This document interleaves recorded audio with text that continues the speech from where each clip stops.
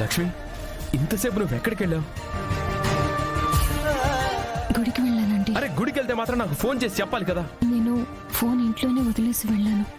లక్ష్మి, నువ్వు చాలా సేపటి నుంచి కనిపించకపోయేసరికి నేనెంత కంగారు పడ్డానో నీకు తెలుసా?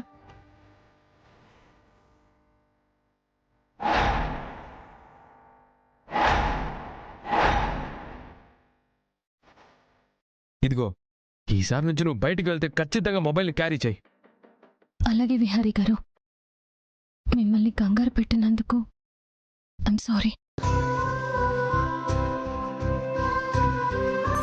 సారీ లక్ష్మి, నువ్వు కనిపించలేదు కదా, అందుకే నాకు చాలా కోపం వచ్చి ఏదేదో మాట్లాడేశాను. పర్లేదు విహారీ గారు, నేను అర్థం చేసుకోగలను.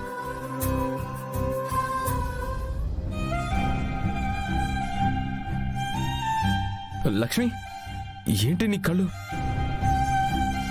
కళ్ళు కూడా బాగా స్ట్రెయిన్ అయ్యాయి.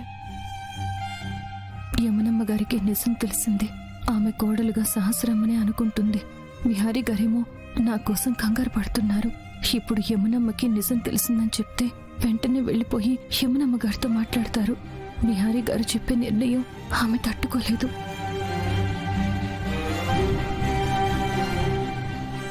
లక్ష్మి, ఏం ఆలోచిస్తున్నావు?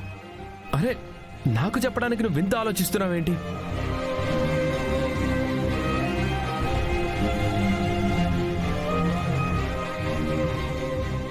విహారీ భార్య అంటే సహస్రానే. ఈ విషయాన్ని నువ్వు గుర్తు పెట్టుకొని జాగ్రత్తగా నడుచుకో.